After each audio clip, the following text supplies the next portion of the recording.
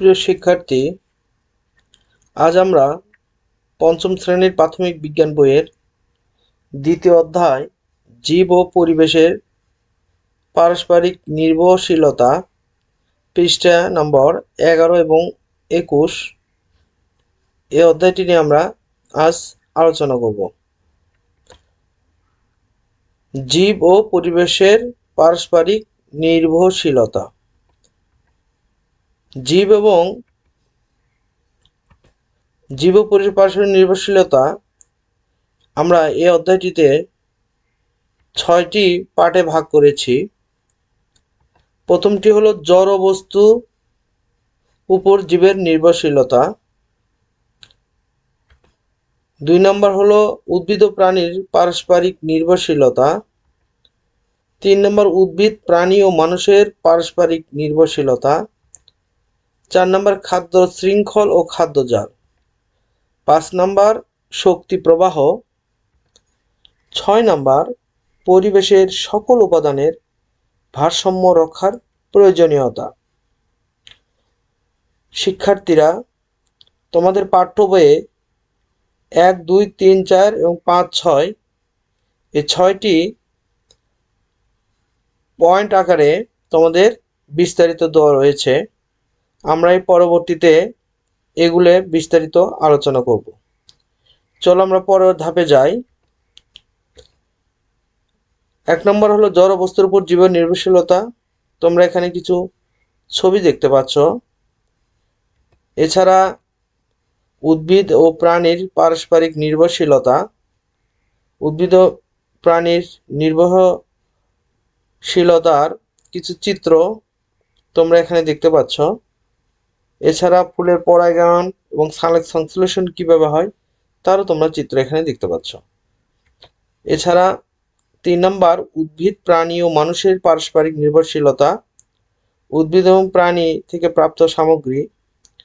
এছাড়া তোমরা একটি চিত্র দেখতে পাচ্ছ ছক আকারে। এখানে উদ্ভিদের উপর মানুষের নির্ভরশীলতা, প্রাণীর উপর মানুষের নির্ভরশীলতা, মানুষের উপর উদ্ভিদ ও প্রাণীর নির্ভরশীলতা। এছাড়া আমরা একটি গ্রাফ দেখতে পাচ্ছি।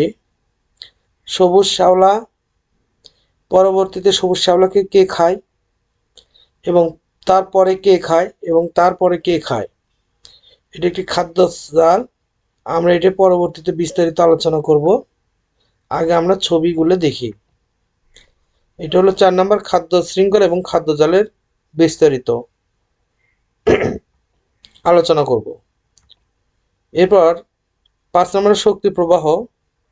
উদ্ভিদ এবং প্রাণীতে কিভাবে শক্তি প্রবাহিত হয় আমরা তার বিস্তারিত আলোচনা করব। এছাড়া 6 নম্বর পরিবেশের সকল উপাদানের ভারসাম্য রক্ষার প্রয়োজনীয়তা কি এবং পরিবেশের তাপমাত্রা অনেক বেড়ে গেলে আমাদের কি কি পরিবেশের সমস্যা হয় সেগুলো নিয়ে বিস্তারিত আলোচনা করব। এছাড়া অনুশীলনীর প্রশ্ন রয়েছে, সংক্ষিপ্ত প্রশ্ন এবং রচনামূলক প্রশ্ন, এবং এগুলোর সঠিক উত্তর এবং রচনামূলকের প্রশ্নের উত্তরগুলো আমরা এখানে রেখেছি, যা পরবর্তীতে অধ্যায় আলোচনার পরে আমরা এগুলো অনুসরণ করব। তো চলো আমরা প্রথম পাঠে যাই।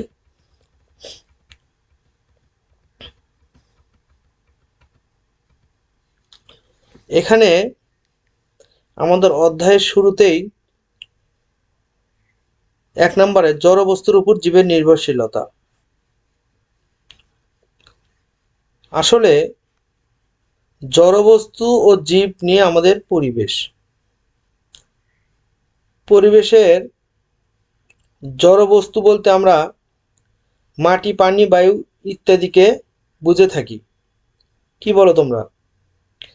এবং আমাদের বেঁচে থাকার জন্য প্রতিটি জীব কোনো না কোনোভাবে এসব জড়বস্তুর উপর নির্ভরশীল, তাই কি না? আমাদের প্রতিটি জীব, আমরাই বলি আর আমাদের প্রাণী, অন্য প্রাণী বলো, এরা কোনো না কোনো একটা জীবের উপর নির্ভরশীলতা করে বেঁচে থাকে। যেমন জীব কিভাবে জড় বস্তুর উপর নির্ভরশীলতা।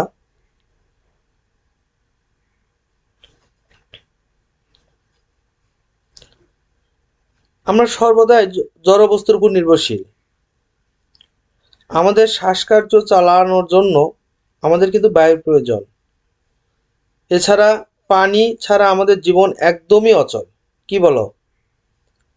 মাটি থেকে আমরা খাদ্যশস্য পাই। এছাড়াও আমাদের প্রয়োজনীয় ঘরবাড়ি, আসবাবপত্র, পোশাক, যন্ত্রপাতি ইত্যাদি তৈরিতে জড়বস্তু ব্যবহার করি। এছাড়াও আমরা বিভিন্ন কাজে প্রতিনিয়ত কিন্তু জড়বস্তুর উপর নির্ভরশীল। বেঁচে থাকা, বংশবৃদ্ধি এবং প্রকৃতিতে টিকে থাকার জন্য মানুষ জড়বস্তুর উপর কিন্তু নির্ভরশীল থাকে। এখানে জড়বস্তুর উপর জীবের নির্ভরশীলতা সম্পর্কে একটি চিত্র তোমরা দেখতে পাচ্ছ।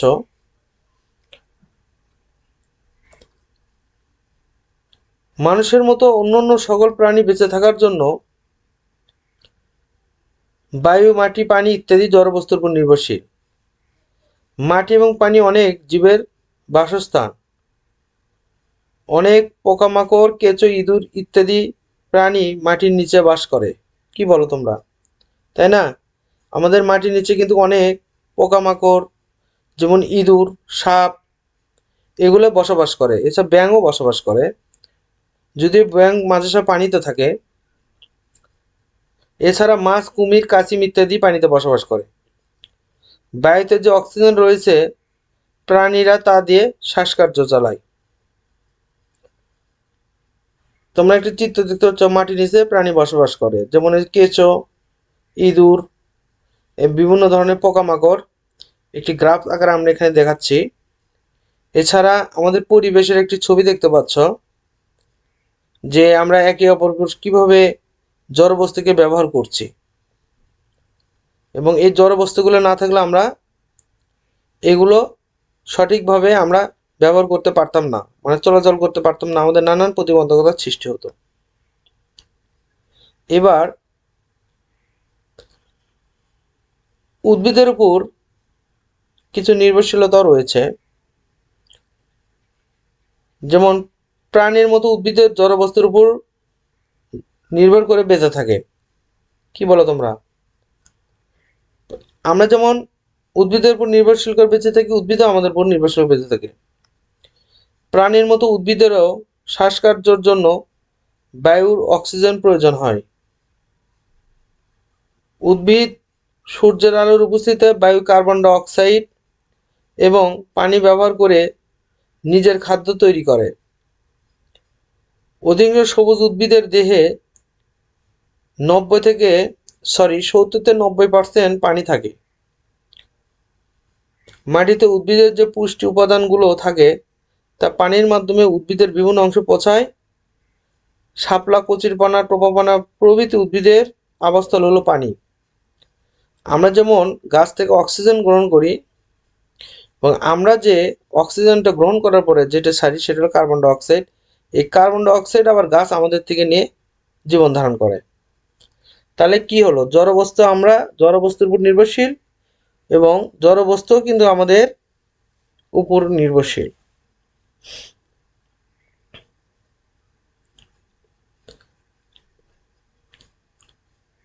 এবার আমরা দুই নম্বর টপিকসে যাব। এখানে 2 নম্বরে আছে হলো উদ্ভিদ ও প্রাণীর পারস্পরিক নির্ভরশীলতা। মানে উদ্ভিদ এবং প্রাণী কিভাবে অপরের সম্পর্ক যুক্ত হয়ে তারা একে অপরের সাথে বসবাস করে, যা আমাদের দৈনন্দিন কাজে ব্যবহার করি আমরা। প্রকৃতিতে আসলে উদ্ভিদ ও প্রাণী একে অপরের নির্ভর করি কিন্তু আমরা বেঁচে থাকি। মানে প্রকৃতিতে আমরা কিন্তু উদ্ভিদ এবং প্রাণীর একে অপরের উপর নির্ভর করে কিন্তু বেঁচে থাকতে হয়। পারস্পরিক নির্ভরশীলতা ও প্রাকৃতিক ভারসাম্য সৌন্দর্য রক্ষা করে।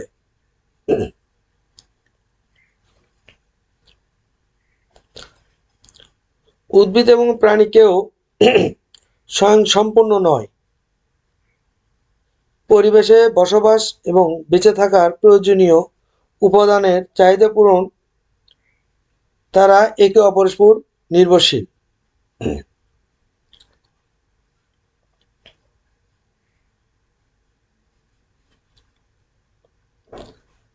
যেমন ধরো এখানে কিছু চিত্র দেখতে পাচ্ছ, উদ্ভিদ এবং প্রাণীর নির্ভরশীলতা। দেখো, সূর্য প্রথমে আমাদের সরাসরি আলো আমাদের সবুজ ঘাসে পড়েছে। এই ঘাসগুলো আবার আমাদের প্রাণী গরু ঘাসগুলো খাচ্ছে। এই ঘাসগুলো আবার খাওয়ার পরে গরু মোটা তাজা হচ্ছে, অর্থাৎ বড় হচ্ছে, এবং আমরা আবার সেই গরুটিকে জবাই করে আমরা মাংস খেয়ে জীবন ধারণ করছি। এছাড়া উদ্ভিদের বিভিন্ন আমাদের প্রাণী রয়েছে, যেমন বানর। দেখো, বানর একটি গাছে উঠছে এবং সে তা গাছ থেকে বিভিন্ন ধরনের ফল পেড়ে খাচ্ছে। কি বলো? এবং পরবর্তীতে আরেকটি দেখো, অক্সিজেন। গরু ঘাস খাচ্ছে, গরু তার গাছ থেকে অক্সিজেন গ্রহণ করছে। পরবর্তীতে গরু অক্সিজেন গ্রহণ করে কার্বন ডাই অক্সাইড নির্গত করছে, গাছ আবার কার্বন ডাই অক্সাইড গ্রহণ করে তার জীবন ধারণ করছে। এছাড়া আমরা বিভিন্ন ধরনের প্রক্রিয়ায় দেখতে পাচ্ছি, যেমন ফুলের পরাগায়ন। একটি ফুলের যখন ফুল ফুটে তখন মৌমাছি তার স্ত্রী ফুল এবং পুরুষ ফুলের পুড়ে পড়ে এবং একটি ফুল আরেকটি ফুলের মিলনের ফলে আমাদের ফুল ফোটে, অর্থাৎ ফুল হয়, সে ফুলে আমরা ফল পাই। নিচে আরেকটি ছবি দেখতে পাচ্ছ, যে সূর্যের আলো সরাসরি গাছের উপর পড়ছে এবং উদ্ভিদ তার সূর্যের আলোর উপস্থিতিতে সালোক সংশ্লেষণ প্রক্রিয়ায় সবুজ খাদ্য তৈরি করছে।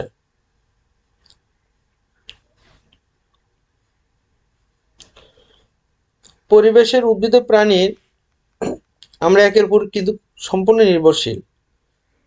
তার প্রাণীর শ্বাসকার্য কার্বন ডাই অক্সাইড ত্যাগ করে, উদ্ভিদ তা ব্যবহার করে সালোক সংশ্লেষণ প্রক্রিয়ায় খাদ্য তৈরি করে।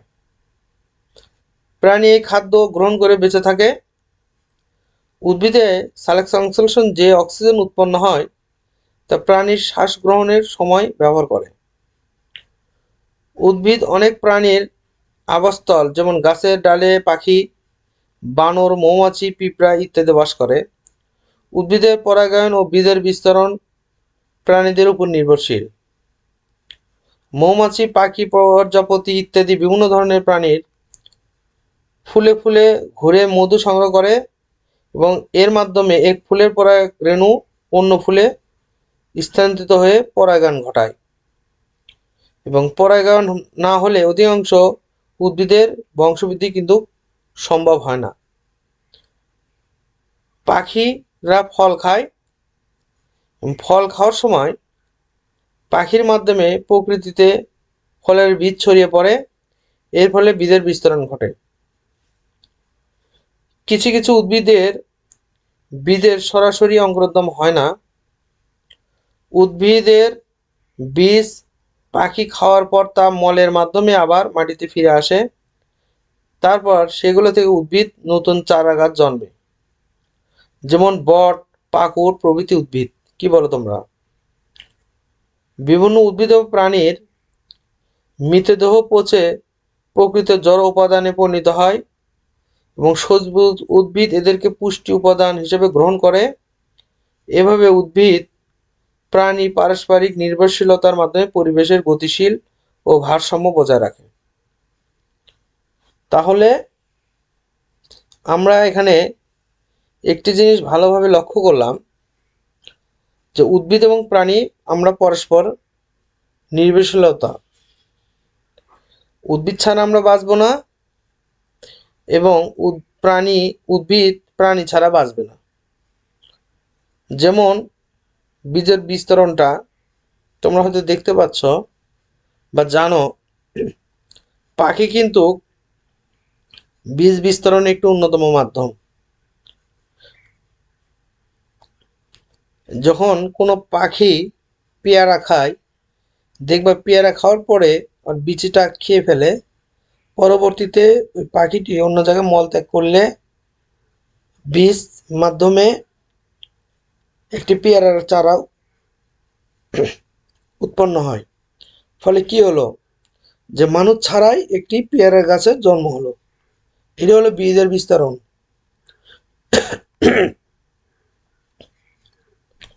এবার আমরা তৃতীয় টপিকস, অর্থাৎ উদ্ভিদ ও প্রাণী ও মানুষের পারস্পরিক নির্ভরশীলতা। উদ্ভিদ, প্রাণী এবং মানুষের এই তিনটি সমন্বয়ে কীভাবে নির্ভরশীলতাভাবে আমরা জীবনযাপন করি পরিবেশে, সেটা নিয়ে আলোচনা করব। আসলে উদ্ভিদ প্রাণী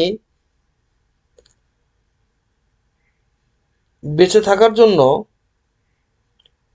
মানুষ প্রত্যক্ষ পরোক্ষভাবে উদ্ভিদ প্রাণীর উপর নির্ভর করে।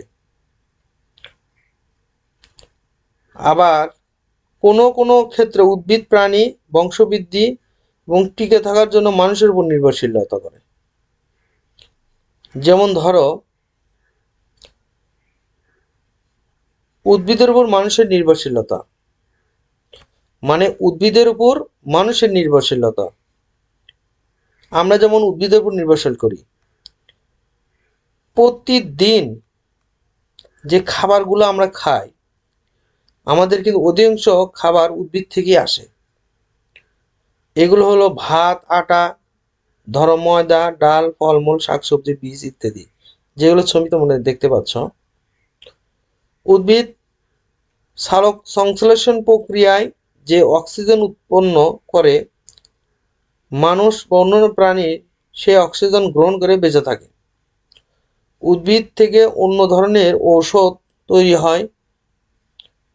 মানুষের ঘরবাড়ি, আসবাবপত্র তৈরি উদ্ভিদের কাঠ ব্যবহার করি হয়, তাই কি না? তাহলে আমরা এই যে দেখো বিভিন্ন ধরনের মুরগি, এই যে সবুজ শাক সবজি, বিভিন্ন ধরনের খাবার আমরা দেখতে পাচ্ছি, এছাড়া কিছু ঔষধ এবং তৈল দেখতে পাচ্ছি, এগুলো সবই উদ্ভিদ থেকে তৈরি। এবং গাছ থেকে সে কাঠ, টেবিল এবং ঘরবাড়ি, এগুলো সব উদ্ভিদ থেকে আমাদের তৈরি।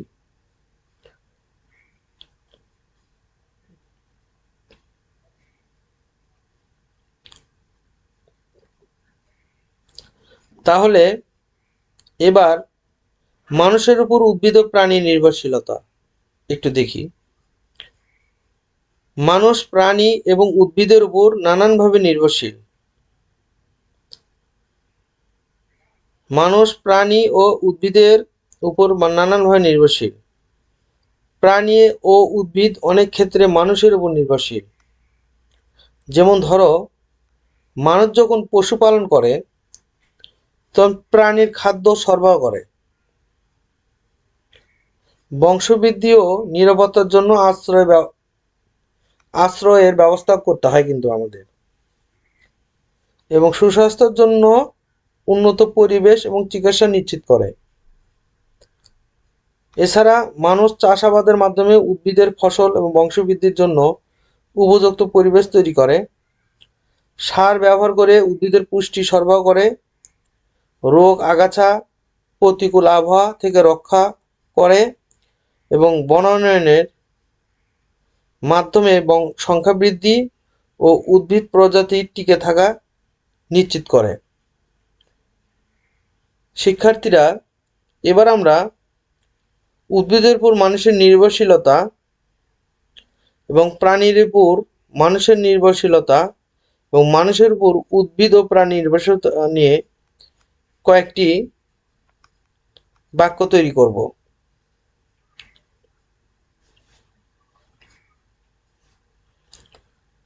পরবর্তীতে 4 নাম্বার খাদ্য শৃঙ্খল ও খাদ্যজাল। আসলে খাদ্য শৃঙ্খল এবং খাদ্যজাল টপিকসটা আমরা একটু ভালোভাবে বোঝার চেষ্টা করব। জীবের জন্য কিন্তু সকল জীবের খাদ্যর প্রয়োজন, তাই কি না? আমাদের এই জীবনের জন্য সকল জীবেরই খাদ্যর প্রয়োজন। যেমন ধরো, প্রাণী এবং উদ্ভিদ খাদ্যর জন্য একে অন্যনির্ভরশীল কিন্তু নির্ভরশীল। প্রকৃতিতে কোনো প্রাণ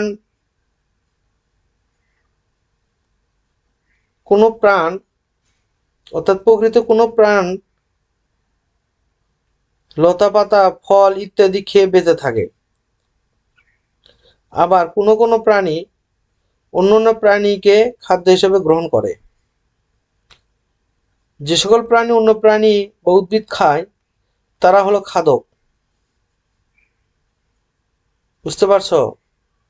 তাহলে খাদক কি একটু বোঝার চেষ্টা করি। অর্থাৎ আমাদের এই প্রকৃতিতে কোনো কোনো প্রাণী ঘাস লতাপাতা ফল ইত্যাদি খেয়ে বেঁচে থাকে। আবার কোনো কোনো প্রাণী অন্য অন্য প্রাণীকে খাদ্য হিসেবে গ্রহণ করে। যে সকল প্রাণী অন্য প্রাণী বা উদ্ভিদকে খায় তারাই হলো খাদক। যেমন আমরা যে সকল জিনিস খাওয়া হয় অর্থাৎ যা খেয়ে প্রাণী জীবন ধারণ করে তাকে খাদ্য বলে। বুঝতে পারছো খাদ্য তাহলে কি? আমরা জীবনে বেঁচে থাকার জন্য যেগুলো খেয়ে বেঁচে জীবন ধারণ করি তা হলো খাদ্য।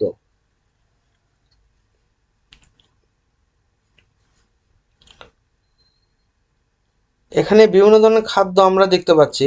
ধরো ইলিশ মাছ, পাকা পেঁপে বা কাঁচা পেঁপে, তারপরে মাছ দেখতে পাচ্ছ।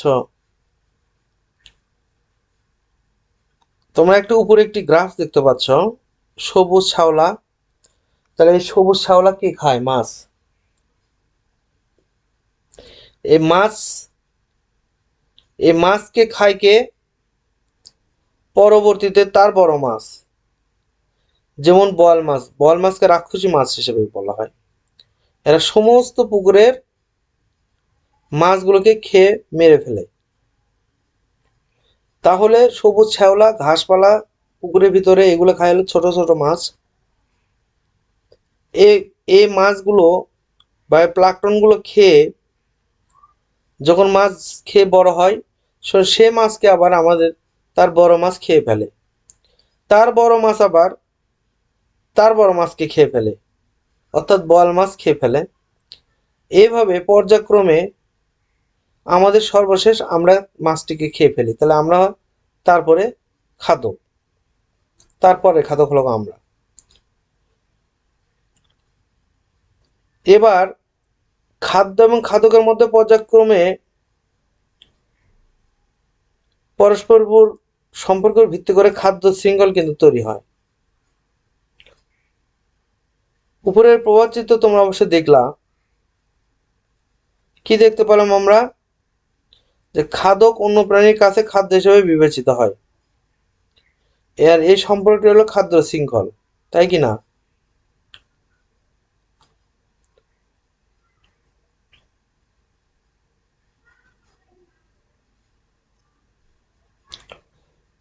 অর্থাৎ খাদ্য শৃঙ্খল যদি আমরা ভালোভাবে বিস্তারিত বলতে চাই, তাহলে আমাদের বেঁচে থাকার জন্য জীবের শক্তির প্রয়োজন হয়। মানুষ এবং অন্যান্য প্রাণী খাদ্য থেকে খাদ্য শৃঙ্খলার মাধ্যমে শক্তি বিভিন্ন প্রাণীতে স্থানান্তরিত করে। খাদকের ভিত্তি করে এদেরকে উৎপাদক এবং খাদক হিসেবে চিহ্নিত করা হয়। তাহলে আমরা একটু দেখি উৎপাদক কি। সবুজ উদ্ভিদ সূর্যের আলো ব্যবহার করে সালোক সংশ্লেষণ প্রক্রিয়ায় নিজের খাদ্য তৈরি করতে পারে, অর্থাৎ সবুজ যে শ্যাওলা এগুলা সবুজ উদ্ভিদকে উৎপাদক বলা হয়। এবার খাদক। প্রাণীরা নিজের খাদ্য নিজেরা তৈরি করতে পারে না, সবুজ উদ্ভিদ এবং তাদের তৈরিকৃত প্রাণীর উপর নির্ভরশীল। এর জন্য প্রাণীদেরকে বলা হয় কি? খাদক। যে সকল প্রাণী সরাসরি উদ্ভিদকে গ্রহণ করে তারা হলো প্রথম স্তরের খাদক, যেমন ঘাস ফড়িং, গরু, ছাগল, হরিণ ইত্যাদি, অর্থাৎ তৃণভোজী প্রাণী যারা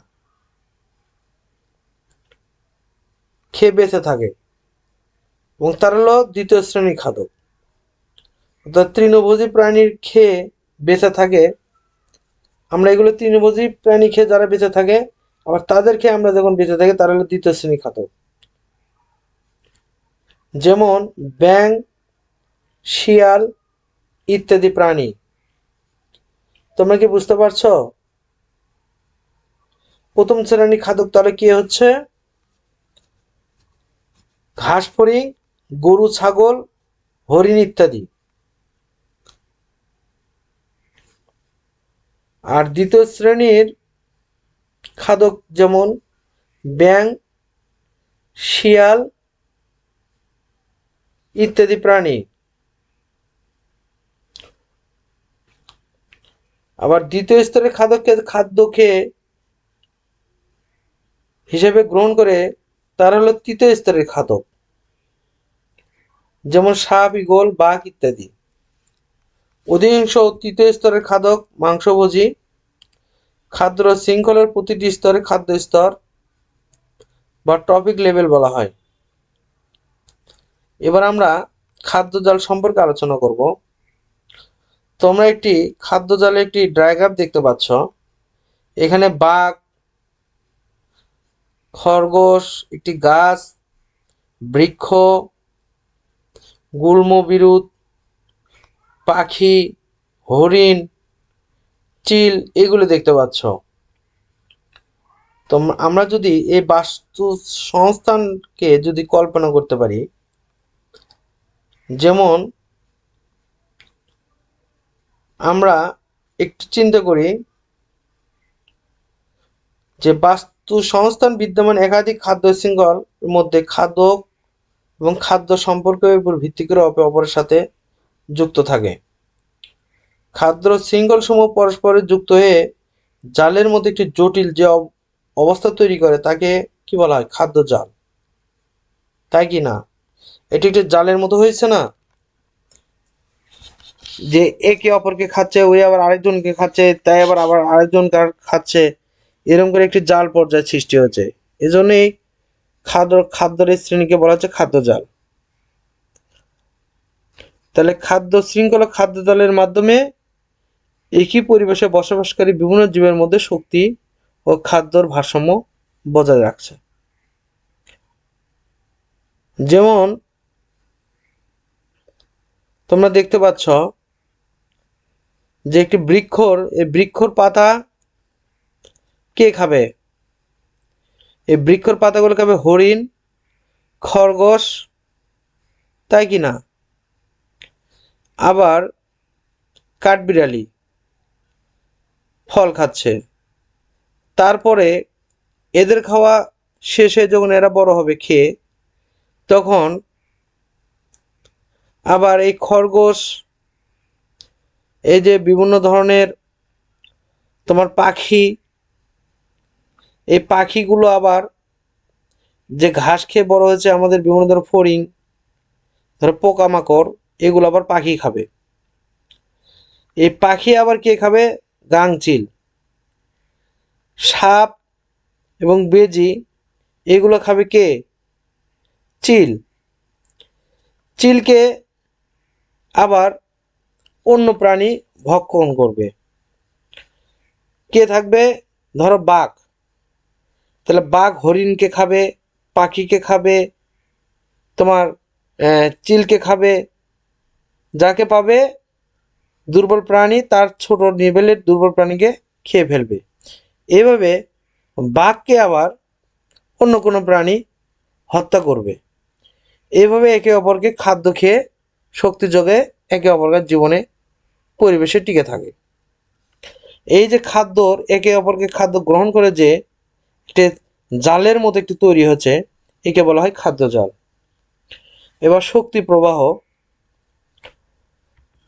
5 নম্বর টপিক শক্তি প্রবাহ। তো শিক্ষার্থী বন্ধুরা, আমরা একটি ছবি দেখতে পাচ্ছি। এখানে দেখো সূর্যের আলো সরাসরি ঘাসের উপর পড়েছে এবং ঘাস থেকে উদ্ভিদ সরাসরি সূর্যের আলোর মাধ্যমে সালোকসংশ্লেষণ প্রক্রিয়ায় খাদ্য তৈরি করছে এবং ঘাস বড় হচ্ছে। পরবর্তীতে গরু এসে সে ঘাস খেয়ে আবার গরু জীবনযাপন করছে এবং গরু থেকে যে উৎপন্ন দুধ সেগুলো আর মানুষ খেয়ে শক্তি যোগাচ্ছে এবং সে বড় হচ্ছে। পরবর্তীতে আরেকটি আমরা ছবি দেখতে পাচ্ছি যে উৎপাদক, এখানে সুন্দরভাবে শক্তির যে প্রবাহটা রয়েছে সেটা তোমরা সুন্দরভাবে দেখতে পাচ্ছ। এখানে উৎপাদক, তাহলে আমরা উৎপাদক কাকে বলবো? যারা প্রথমে সূর্যের আলোর মাধ্যমে সরাসরি খাদ্য গ্রহণ করে, তার মানে নিজের আলো নিজেরাই, তারা নিজের খাদ্য নিজেরাই তৈরি করতে পারে। তাহলে কি শ্যাওলা, ঘাস, এইগুলো প্রথম স্তরের খাদক। যেমন ধরো ফড়িং, বিভিন্ন ধরনের পোকামাকড়, এগুলো আবার ঘাস খেয়ে জীবনযাপন করে বড় হয়, এদেরকে প্রথম স্তরের খাদক বলা হয়। এবং দ্বিতীয় স্তরের খাদক যেমন ব্যাঙ, ধরো ব্যাঙ আবার কি করবে? প্রজাপতি, বিভিন্ন ধরনের ফড়িং এবং পোকামাকড় এগুলো খেয়ে ব্যাঙ জীবনযাপন করবে। এবং তাহলে ব্যাঙ হলো দ্বিতীয় স্তরের খাদক। এবং তৃতীয় স্তরের খাদক হবে সাপ। তারপরে সাপ আবার কি করবে? ব্যাঙ যখন বড় হবে তখন ব্যাঙ খেয়ে সাপ জীবনযাপন করবে এবং জীবন ধারণ করবে। এবং সাপ আবার খেয়ে যখন বড় হবে তখন সর্বস্তরের খাদক চিল সাপকে খেয়ে শক্তি যোগাবে এবং সে বড় হবে। এভাবে আমরা উদ্ভিদ প্রাণীর যে শক্তি প্রবাহ, মানে একটা প্রাণীকে হত্যা করে আরেকটি প্রাণী, আরেকটি প্রাণী থেকে আরেকটি প্রাণী, এভাবে খেয়ে খেয়ে জীবন যাপন শক্তি যাপন করি। এটা হলো উদ্ভিদ প্রাণীর শক্তি প্রবাহ। ঠিক আছে? এবং শক্তির প্রবাহ কিন্তু একমুখী। আচ্ছা, আমরা পরবর্তী টপিকসে দেখব যে পরিবেশের সকল উপাদানের ভারসাম্য রক্ষার প্রয়োজনীয়তা। 6 নম্বর, অর্থাৎ পরিবেশের সকল উপাদানের ভারসাম্য রক্ষার প্রয়োজনীয়তা কি? ধরো পরিবেশের উপাদান হচ্ছে মাটি, পানি, বায়ু, আলো, তাপ, উদ্ভিদ এবং প্রাণী। এই উপাদানগুলো জীবের আহার এবং আশ্রয় যুগে থাকে। এই উপাদানগুলোর মধ্যে এক বা একাধিক উপাদান বিলুপ্ত হলে বা হ্রাস বা বৃদ্ধি হলে পরিবেশের কিন্তু আমাদের ভারসাম্য নষ্ট হবে। প্রাকৃতিক পরিবেশের ভারসাম্য রক্ষার জন্য জড় পদার্থ ও জীবের পারস্পরিক সম্পর্ক থাকা অবশ্যই দরকার, অর্থাৎ ভারসাম্য রক্ষা করা প্রয়োজন। তাহলে আমাদের এই ভারসাম্য যদি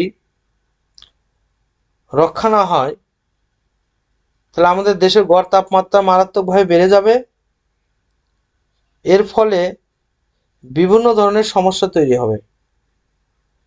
যেমন তাপমাত্রা, পরিবেশের যদি ভারসাম্য নষ্ট হয়, ধরো গাছপালা যদি আমরা কেটে ফেলি তাহলে তাপ হবে। সে তাপে আমাদের কি হবে? নদী নালা খাল বিল শুকিয়ে যাবে এবং আকাশে যাবে, বাষ্পে উড়ে যাবে পানি। এতে অতিবৃষ্টি হবে এবং অতিবৃষ্টি হলে আমাদের বন্যা হবে। এক, এবং তাপমাত্রা বেড়ে গেলে আমরা যদি অতিরিক্ত বৃক্ষকে কর্তন করি তাহলে আমাদের তাপমাত্রা বেড়ে গেলে কি হবে? সিজনাল পরিবর্তন হবে, সঠিক সময়ে ঠান্ডা পড়বে না এবং গরম আসবে। এবং গরম আসলে কি হবে? অতিরিক্ত গরমের ফলে আমাদের পরিবেশের যে বরফগুলো রয়েছে সেগুলো গলে কি হবে? নদীতে পতিত হবে এবং পানির উচ্চতা বেড়ে যাবে, ফলে জলোচ্ছ্বাস এগুলোর সৃষ্টি হবে। আলো, বায়ু, মাটি, পানি, উদ্ভিদ, প্রাণীর আমাদের জীবন ধারণের জন্য কিন্তু অত্যন্ত আবশ্যক। এই উপাদানগুলো আমাদের পরিবেশ থেকেই কিন্তু আমরা পেয়ে থাকি, তাই কি না? এর উপাদানের অভাব হলে দূষিত হবে এবং পরবর্তীতে পরিবেশের ভারসাম্য কি হবে? নষ্ট হয়ে যাবে। তাহলে আমাদের কি করতে হবে? সঠিক গাছ লাগাতে হবে এবং অযথা অকারণে গাছ কাটা যাবে না এবং কোনো প্রাণীকে হত্যা করা যাবে না। আমাদের পরিবেশের যে সকল উপাদান রয়েছে, যেমন এই ঘাস থেকে শুরু করে বৃক্ষ, বৃক্ষ থেকে শুরু করে বিভিন্ন শ্রেণীর খাদক, এগুলো সবই আমাদের পরিবেশের একটি ভারসাম্য। এদের মধ্যে একটি বিলুপ্ত হয়ে গেলে আমাদের খাদ্য শৃঙ্খল, খাদ্যর বিভিন্ন ধরনের সমস্যা তৈরি হবে, ফলে আমাদের পরিবেশের ভারসাম্য নষ্ট হবে। এছাড়া আমরা আগে জেনেছি পরিবেশের জীব ও জড় বস্তুর মধ্যে কিন্তু একটি নিবিড় সম্পর্ক রয়েছে। প্রকৃতির জীব ও জড় উপাদানগুলোর মধ্যে পারস্পরিক মিথস্ক্রিয়ার ফলেই পরিবেশের কিন্তু ভারসাম্য বজায় থাকে।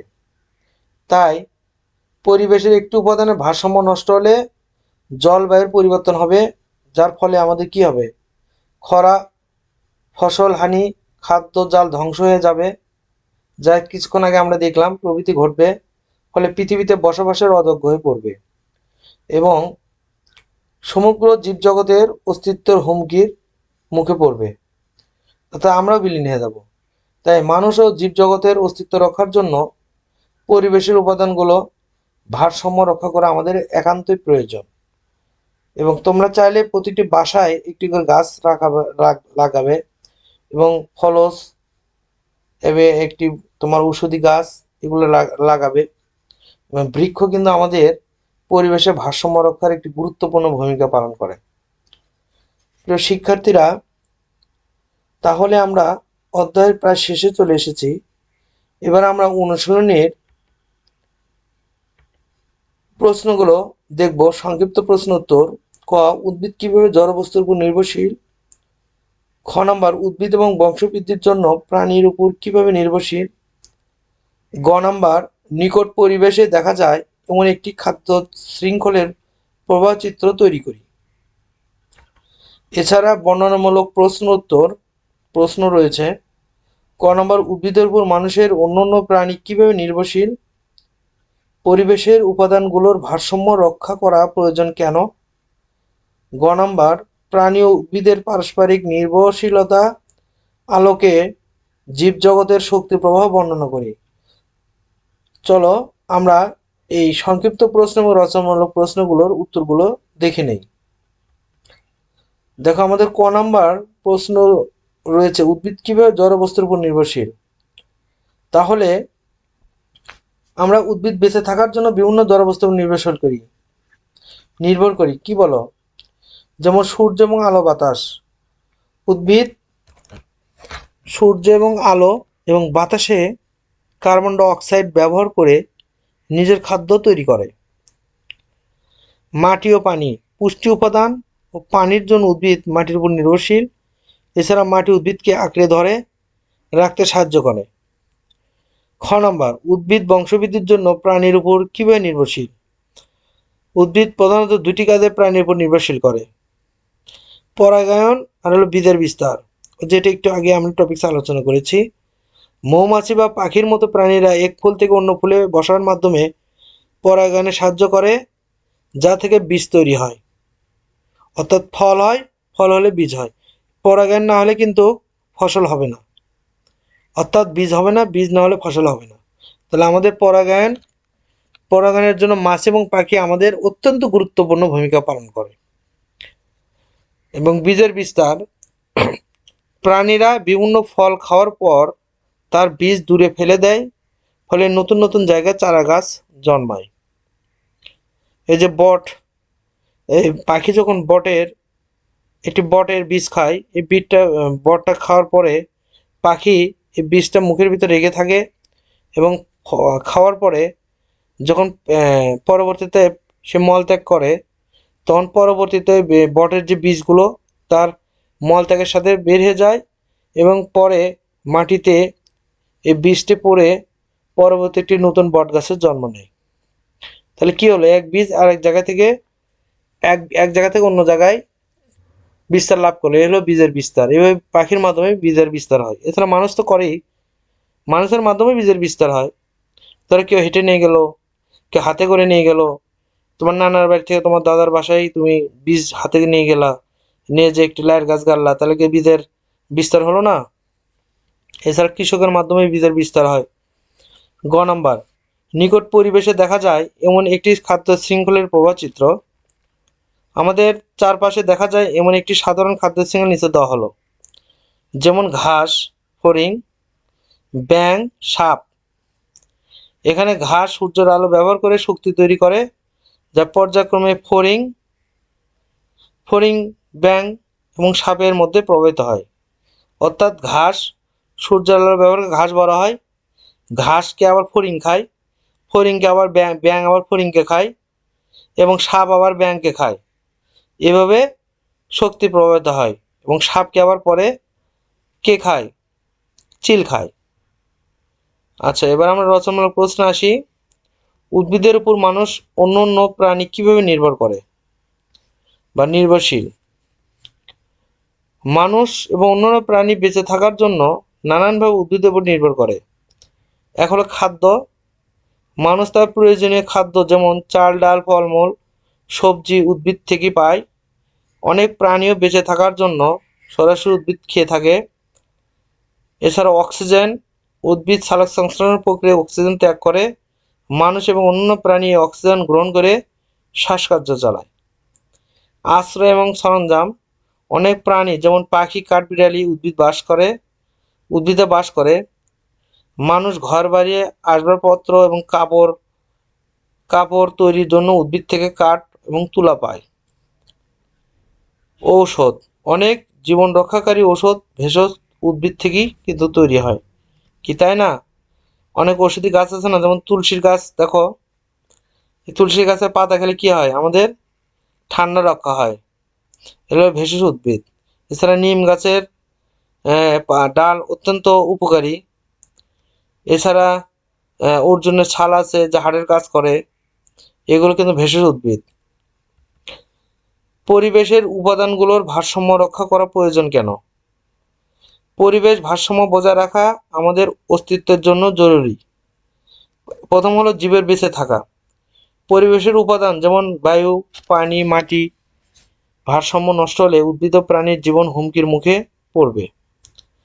প্রাকৃতিক দুর্যোগ রোধ, ভারসাম্য নষ্ট হলে বৈশ্বিক উষ্ণায়ন বেড়ে যাবে, যার ফলে বন্যা, খরা, ঘূর্ণিঝড়ের মতো দুর্যোগের প্রকোপ বেড়ে যাবে। পরবর্তী হলো খাদ্য শৃঙ্খল রক্ষা। পরিবেশের কোনো একটি উপাদান যেমন বনাঞ্চল ধ্বংস হলে সম্পূর্ণ খাদ্য শৃঙ্খল ভেঙে পড়বে, যা শেষ পর্যন্ত মানুষের উপর নেতিবাচক প্রভাব ফেলবে। শেষ প্রশ্ন, প্রাণী এবং উদ্ভিদের পারস্পরিক নির্ভরশীলতার আলোকে জীবজগতের শক্তির প্রবাহ বর্ণনা করি। তাহলে জীবজগতের শক্তির প্রধান উৎস কে? সূর্য। সূর্য না হলে আমাদের সব শেষ। সূর্য 2-3 দিন না হলে গাছ টাছ সব সবুজ থেকে সাদা হয়ে যাবে। তখন আমরা সূর্যর মাধ্যমে উদ্ভিদ খাদ্য সংগ্রহ করতে পারবে না সালোক সংশ্লেষণ প্রক্রিয়ায়, যার ফলে উদ্ভিদ মারা গেলে আমরা খাদ্য পাবো না, খাদ্য না পেলে আমরা মারা যাব। এবং এই শক্তি কিভাবে প্রভাবিত হয় তা নিচে, যেমন ধরো শক্তির শুরু। সবুজ উদ্ভিদ সূর্যের আলোকে শক্তি ব্যবহার করে নিজের খাদ্য নিজেই তৈরি করে। এই প্রক্রিয়ায় উদ্ভিদ সৌরশক্তিকে রাসায়নিক শক্তিতে রূপান্তরিত করে নিজের দেহে জমা রাখে। প্রাণনীতি স্থানান্তর, যখন কোনো প্রাণী যেমন ফড়িং বা গরু ঘাস উদ্ভিদ খায় তখন সেই শক্তি উদ্ভিদের দেহে থাকে, প্রাণীর দেহে স্থানান্তরিত হয়। এবং খাদ্য শৃঙ্খল, বড় প্রাণী যখন ছোট প্রাণীকে খায় তখন শক্তি আরো এক ধাপ সামনে এগিয়ে যায়। উদাহরণস্বরূপ যেমন ঘাস, ছাগল এবং মানুষ। তাহলে ঘাস কে খায়? ছাগল। ছাগলকে কে খায়? মানুষ।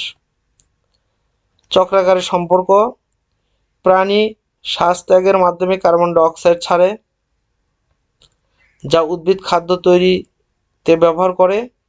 আবার প্রাণীর মলমূত্র বা মৃতদেহ পচে মাটির উর্বরতা বাড়ায়, যা উদ্ভিদ বৃদ্ধিতে সাহায্য করে। এভাবে উদ্ভিদ ও প্রাণীর পারস্পরিক সম্পর্কের মাধ্যমে জীবজগতের শক্তি প্রবাহ আমাদের চলতে থাকে।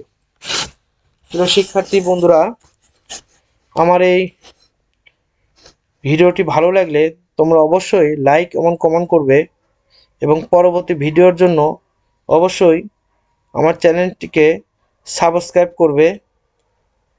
তোমাদের অসংখ্য ধন্যবাদ আমার পরবর্তী ভিডিও দেখার জন্য। খোদা হাফেজ।